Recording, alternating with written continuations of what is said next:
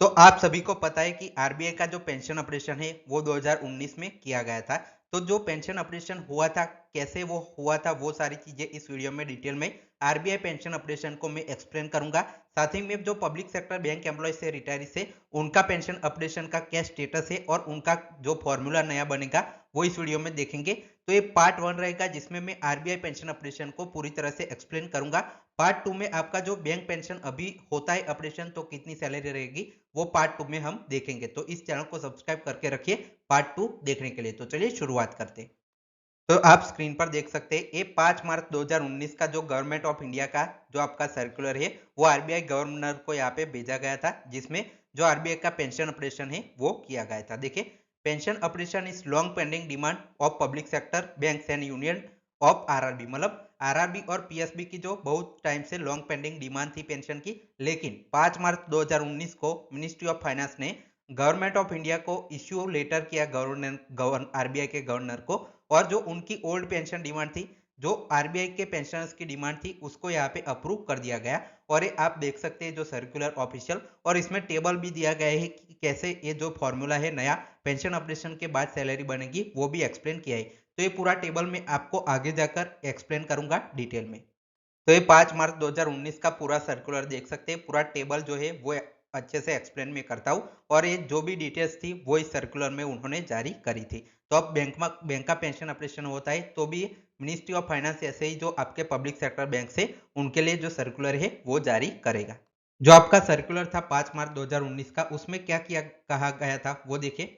सबसे पहला था कि आपका इंक्रीज कितना हुआ था। तो देखिए, और नोशनल इंक्रीज ऑफ 10% पेंशन, मतलब जो आपकी बेसिक पेंशन हुआ करती थी जो आरबीआई के जो रिटायरी से, आरबीआई और जो बाकी पब्लिक सेक्टर बैंक से उनका स्ट्रक्चर सेम टू सेम चलता है, डीए भी यहाँ पे सेम चलता है, तो दोनों का यहाँ पे सिमिलर सा सेम सा जो स्ट्रक्चर है वो है।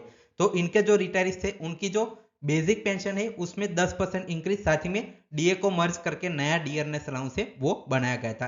तो ये जो आपके बेसिक पेंशन में इंक्रीज हुआ करता था। देखिए, अभी आपका जो पब्लिक सेक्टर बैंक से उसमें क्या होता है कि आपका जो डियरनेस अलाउंस है वो बहुत ज्यादा होता है, और बेसिक जो पेंशन थी पहले वो आपकी सेम रहती है। तो पेंशन ऑपरेशन के बाद जो है वो बेसिक पे आपकी यहाँ पे बढ़ाई जाती है। तो आरबीआई वालों को ये जो बेसिक पे है वो 10% बढ़ाई गई थी, साथ ही में डीए का बेनिफिट जो मर्जर करने के बाद जो था वो दिया गया था। और ये जो आपके 2002 से पहले 2002 से 7, 2007 से 12 इनके लिए जो आपका पेंशन ऑपरेशन है वो किया गया था। साथ ही में देखिए, इन्होंने क्या किया था कि पेंशन ऑपरेशन हुआ तो उसके जो एरियर्स है वो यहाँ पे डिसबर्समेंट नहीं हुए थे। मतलब जब से पेंशन ऑपरेशन लागू हुआ उसके बाद के ही जो जितनी भी नई सैलरी बनेगी वो आएगी, इसके जो पीछे के एरियर्स है वो इन्होंने जारी नहीं किए थे। तो सेम अगर पब्लिक सेक्टर बैंक में होता है तो आपको एरियर्स यहाँ पे नहीं मिलेंगे मोस्ट प्रोबेबली, लेकिन आपका जो पेंशन ऑपरेशन है वो हो सकता है। अब चलिए इसकी जो कैलकुलेशन है वो डिटेल में समझते हैं। और देखिए, जब आपका पेंशन ऑपरेशन आरबीआई का किया गया था तो 11 मार्च को 2019 को जो आपके बैंक रिटायरी यूनियन से all India bank retiree federation, उन्होंने जो गवर्नमेंट को यहाँ पे लेटर लिखा था कि आप आरबीआई में जैसे पेंशन ऑपरेशन किया वही डिमांड आप जो बैंकिंग इंडस्ट्री में है वो कीजिए। और इसके लिए जो फॉर्मूला है ये उन्होंने बताया था कि जो आरबीआई में जैसे फॉर्मूला में ऑपरेशन किया गया, जितनी यहाँ पे बेसिक पेंशन को रिवाइज बेसिक पेंशन किया गया, सेम जो पब्लिक सेक्टर बैंक है उसमें भी की जाए। तो ऐसी ही सेम डिमांड अभी भी चल रही है। तो यही जो आपका आरबीआई में जो आपका फॉर्मूला रहा करता था वही सेम आपका पब्लिक सेक्टर बैंक में भी रहेगा, अगर इन केस जो आपका पेंशन ऑपरेशन होता है तो। अब चलिए जो कैलकुलेशन है उसको डिटेल में समझते हैं।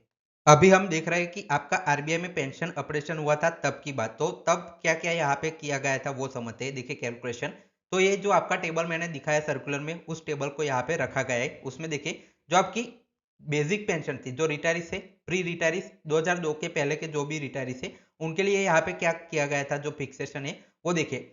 आपका 1 नवंबर 2002 को अगर पेंशन अपडेट होती तो 1.5, मतलब 100 अगर आपकी बेसिक पेंशन थी तो उसको 150 किया जाएगा। वैसे ही आपका जो 2007 में अगर होता तो ये 206 रुपीज होता 100 का, और जो आपका 2012 के बाद यहाँ पे हुआ थे तो इनका 363 रुपीज यहाँ पे जो पेंशन ऑपरेशन है वो किया गया था। मतलब जो लेटेस्ट आपका लास्ट वाला है वो आपको लेना है, क्योंकि जो आपकी जब से पेंशन ऑपरेशन हुई थी उनको डायरेक्ट वही से आपका जो बेनिफिट मिलना स्टार्ट हुआ था।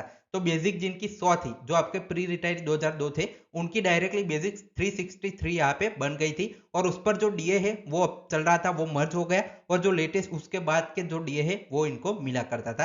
अब सेम आपका जो देखिए 2017 में क्या हुआ कि उसका जो लास्ट वाला फैक्टर है 244, मतलब जो आपके रिटायरी से 2002 से 7 के बीच के उनको यहाँ पे क्या मिला था कि डायरेक्टली 244 यहाँ पे मतलब 100 थे तो आपकी नई इनकी बेसिक पेंशन 244 इनका मिलना स्टार्ट हो गई थी। सेम आपके 2007 से 12 में के रिटायरीज थे उनका जो ऑपरेशन हुआ था 2019 में तब यहाँ पे 176 100 की जो आपकी बेसिक पेंशन है वो 176 हो गई थी और ऊपर जो डियरनेस अलाउंस चल रहा था लेटेस्ट आपका वो यहाँ पे मिला था ये जो आपकी बेसिक पे है उस पर। अब चलिए इसको थोड़ा यहाँ पे सिंपल वे में एक्सप्लेन में करता हूँ ताकि आपको पूरी तरह से जो कॉन्सेप्ट है वो क्लियर हो जाएगा। और अगर आपको एक सवाल आ रहा है कि आपका 2012 के बाद के जो रिटायरीज है उनका जो पेंशन ऑपरेशन है वो क्यों नहीं हुआ था, तो देखिए जब ये सर्कुलर आपका आया था 5 मार्च 2019 को तब आपका जो 11 बीपीएस है वो नहीं हुआ था। तो 2012 के बाद का जो पेंशन ऑपरेशन है वो पेंडिंग था क्योंकि 11 बीपीएस तब हुआ ही नहीं था। अभी जो है वो ऑलरेडी उनका जो पेंशन है वो अपडेट होके मिलता है और उनका जब डियरनेस अलाउंस है वो 2019 में चल रहा था 61.1%। तो वो डीए भी मिला करता था और जो पेंशन थी वो मिला करती थी उनको। अब देखिए जो आपका कैलकुलेशन है वो जो फिक्सेशन फैक्टर है मतलब 176 कैसे आया वो देखिए कि आपके जो रिटायरी थे 10 बीपीएस के जिसमें 2007 से 12 के बीच के आते जिसमें जो आपके बेसिक पे था 10 बीपीएस का उसमें डीए के इतने पॉइंट से 440 आपको अभी जो डीए है 10 बीपीएस वालों को वो पब्लिक सेक्टर बैंक्स में अलग से डीए बढ़ के मिलता है जो पेंशन है वो अपडेट नहीं, लेकिन इसका जो डीए था वो मर्ज कर दिया गया था 10 बीपीएस में आरबीआई वालों का और उनका जो नया डीए अभी जो लेटेस्ट चल रहा था उस हिसाब से मिला करता था उनको डीएनएस अलाउंस। तो देखिए इनकी जो कैलकुलेशन के हिसाब से 1.76 जो आपका है वो 100 अगर थी तो उनका जो बेसिक पेंशन था वो यहाँ पे 176 हो गया और उस पर डीए यहाँ पे 60.15 रुपीस अलग से मिला करता था। अब चलिए इसको परसेंटेज टर्म में अलग से समझते हैं। अब चलिए एक्चुअली में सैलरी कितनी बड़ी थी वो समझते हैं। 2007 से 12 का 10 बीपीएस चल रहा था जो डीए मर्ज हुआ उसके बाद कितना यहाँ पे डीए यहाँ 60.15 यहाँ पे मर्ज हो गया था। उसके बाद नया डियरनेस अलाउंस जो लेटेस्ट चल रहा था 61.1 वो इनको भी यहाँ पे लागू हुआ जो 2019 के हिसाब से चल रहा था वो इनको मिलना स्टार्ट हुआ। तो इनकी बेसिक पेंशन 176 मतलब देखिए यहाँ पे कैलकुलेशन बेसिक पेंशन जिनकी 100 थी मतलब आपकी जो बेसिक पेंशन है वो 100 के बराबर आपको कैलकुलेशन के लिए यहाँ पे लेना है। मतलब जितनी भी आपकी बेसिक पेंशन थी उसको 1.76 से मल्टीप्लाई करके आपकी नई बेसिक पेंशन है वो इतनी निकलती है। इसके बाद जो आपका डीए पहले चलता था 151.80% वो आपका 100 का बनता था तो मतलब उनको टोटल यहाँ पे डीए प्लस बेसिक 251.80 मिलती थी, लेकिन आपकी बेसिक जो पेंशन है वो बढ़ चुकी है तो आपका जो बेसिक पेंशन है वो नई 176 रह जाएगी और तब dearness allowance 61.1% regular bank employees का जो चल रहा था 10 बीपीएस के बाद वो इनको 61.1 मिलना स्टार्ट हो गया। तो इनकी जो है वो 283.54 यहाँ पे जो नई सैलरी है वो मिलना स्टार्ट हुई। तो इन दोनों का जो डिफरेंस है वो आप देख सकते हैं 12.60% का टोटल यहाँ पे इंक्रीज इनको देखने को मिला था। अब चलिए ऐसे ही कैलकुलेशन और जो बाकी है वो देख लेते हैं।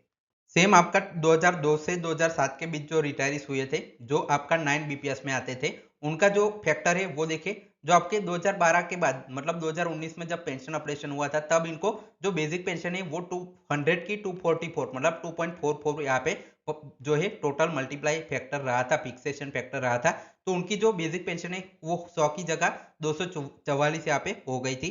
जो पहले इनका डीए चल रहा था उस हिसाब से आपकी 306 इनकी बन रही थी, लेकिन पेंशन ऑपरेशन के बाद यहाँ पे 61.1% का डीए और 244 यहाँ पे इंक्रीज तो दोनों का मिलाकर यहाँ पे 393.08 आपकी नई यहाँ पे जो पेंशन है वो इनको देखने को मिली थी। सेम कैलकुलेशन आप अभी जो चल रहा है उस हिसाब से आप अपनी भी कर सकते हैं। 28.112 का यहाँ पे इंक्रीज देखने को मिला था।